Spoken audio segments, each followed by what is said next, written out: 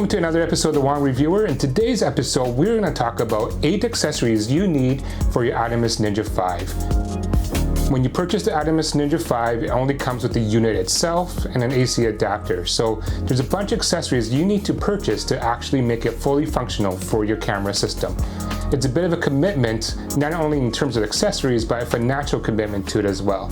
So the Atomos Ninja V supports external recording to an SSD drive, so you don't have to use your internal recording of using SD cards, in my case, SD cards for the X-T3. So the first accessory you need to purchase is an SSD.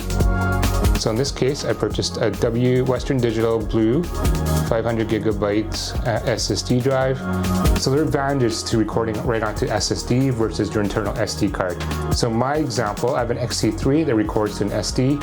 It's faster read and write on an SSD.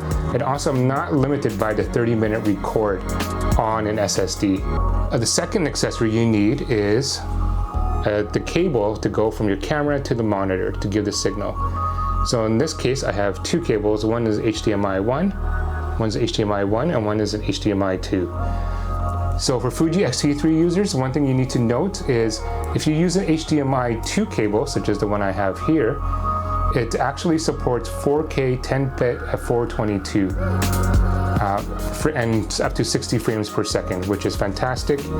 So originally, when I purchased a cable for the Fuji X-T3 and the Atomos Ninja V, I went on Amazon and I purchased the cheapest one I can find, which was an HDMI to micro HDMI. Unfortunately, this one was an HDMI 1. So HDMI 1 only supports 4K 8-bit and up to 30 frames per second, whereas HDMI 2, which is this cable I had to purchase after the fact, will support 4K 10-bit 422 at 60 frames per second. So for Fuji users, make sure you get the correct HDMI cable. So when you purchase the Atomos Ninja V, it comes with the AC adapter, but doesn't come with the battery. The battery that it takes is those Sony type NP-F550 or NP-570.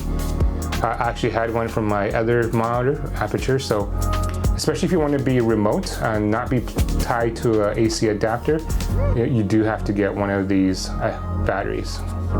So the fourth accessory that you need is some way for it to be mounted onto your camera.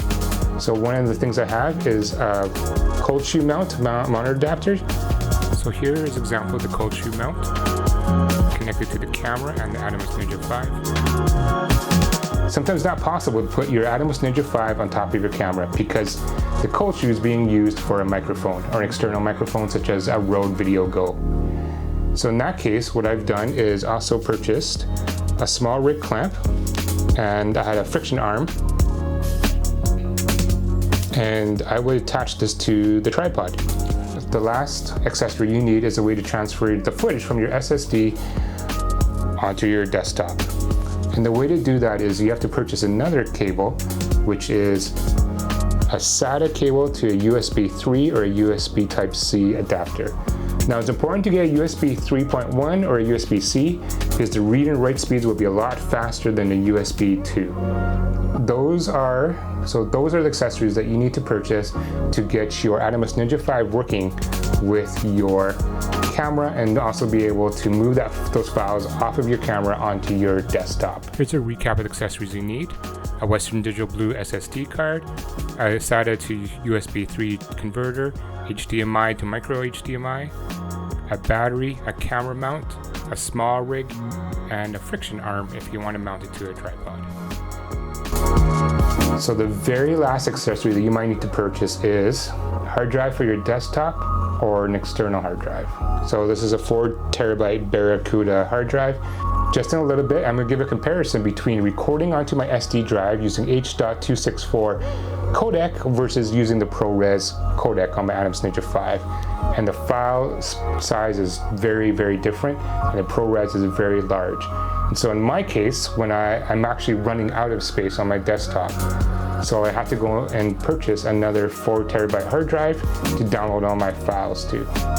So those are the accessories you will need to be successful in using your Atomos Ninja V with your camera and being able to download it to your desktop for video editing. So I'm going to list the additional cost that you have to commit to on top of purchasing the Atomos Ninja V. So that is a con. Not only do you need more stuff, but you need more money to get this full system going. If you found this video helpful, please give it a thumbs up and consider subscribing to my channel for similar content. If you have any questions or comments about any of the accessories I talked about today, please leave it in the comment section below. I will get back to you. So thank you for watching, and until next time.